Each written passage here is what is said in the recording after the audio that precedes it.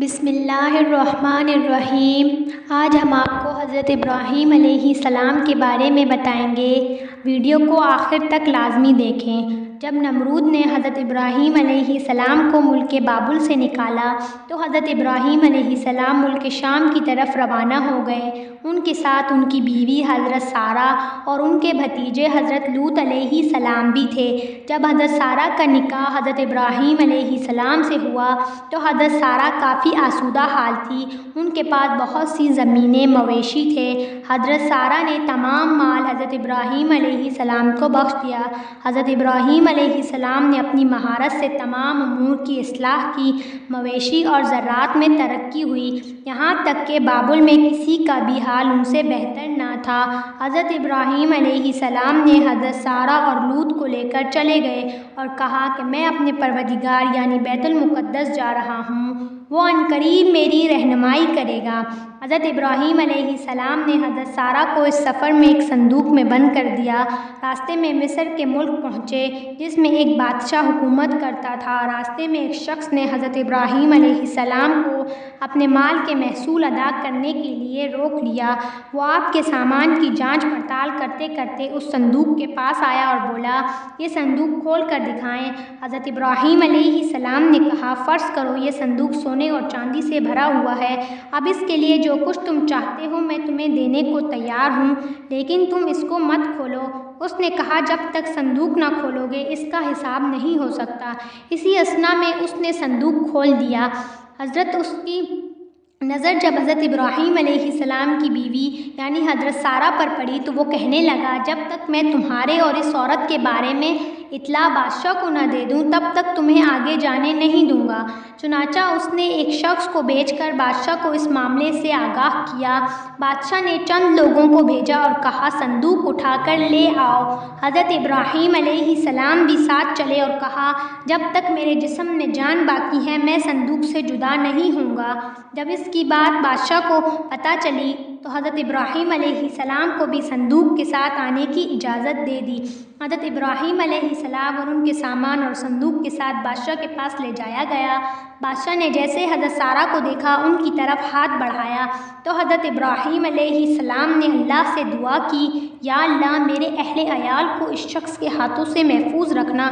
اسی وقت بادشاہ کا ہاتھ سوکھی لکڑی کی مانند ہو گیا۔ اس نے حضرت ابراہیم علیہ السلام سے مخاطب ہو کر کہا، تمہارے خدا نے میرا ہاتھ خشک کر دیا ہے؟ تو حضرت ابراہیم علیہ السلام نے فرمایا، ہاں میرا رب غیور ہے، وہ حرام کاموں کو ناپسند کرتا ہے۔ بادشاہ نے کہا، آپ اپنے خدا سے دعا کریں کہ وہ میرا ہاتھ ٹھیک کر دے، میں آپ لوگوں کو کوئی نقصان نہیں پہنچاؤں گا۔ چنانچہ حضرت ابراہیم علیہ السلام نے دعا کی، بادشاہ ٹھیک ہو گیا۔ دوبارہ جب بادشاہ نے حضرت سارہ کی جانب ہاتھ بڑھایا تو اس پر پہلے کی طرح اس کا ہاتھ لکڑی کی مانند ہو گیا۔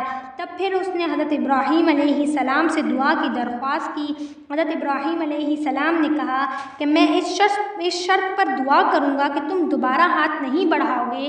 اگر تم نے دوبارہ ایسا کیا تو تمہارا ہاتھ دوبارہ ویسا ہی ہو جائے گا، تب میں دعا نہیں کروں گا۔ بادشاہ نے یہ شرط مان لی۔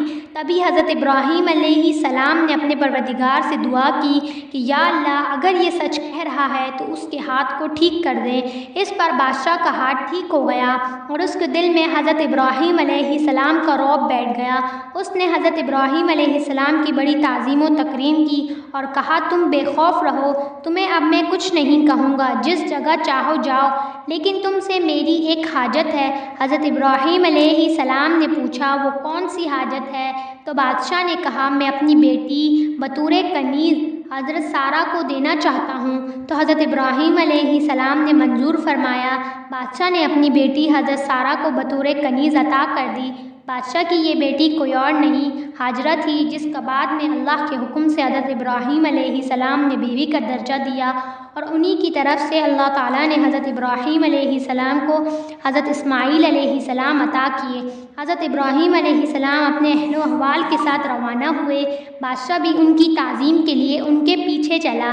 حضرت ابراہیم علیہ السلام کو اللہ کی طرف سے وحی آئی کہ کھڑے ہو جاؤ، بادشاہ کے آگے نہ چلو جس پر قابو پا چکے ہو، بلکہ اس کو آگے کرو اور خود اس کے پیچھے چلو اور اس کی تعظیم کرو، کیونکہ وہ بادشاہی کے باوجود مغلوب ہے یہ سن کر حضرت ابراہیم علیہ السلام کھڑے ہو گئے اور بادشاہ سے کہا کہ آگے چلو، میں تمہاری تعظیم کروں، تمہیں مقدم رکھوں۔ بادشاہ نے پوچھا کیا ہوا، تمہارے خدا نے ایسی وحی کی ہے؟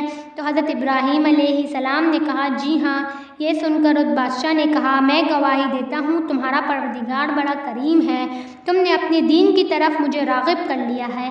پھر بادشاہ نے حضرت ابراہیم علیہ السلام کو رخصت کیا اور وہ روانہ ہو گئے۔ اس ملک سے نکل کر حضرت ابراہیم علیہ السلام ملک شام کو پہنچے، ایسی جگہ ٹھہرے جو فلسطین اور شام کے آنے جانے والوں کا راستہ تھا۔ اسی راستے پر اللہ کے نیک بندوں نے رہنا سہنا شروع کیا۔ ہم امید کرتے ہیں کہ آپ کو ہماری ویڈیو اچھی لگی ہوگی، تو ہمارے چینل کو سبسکرائب کر لیں۔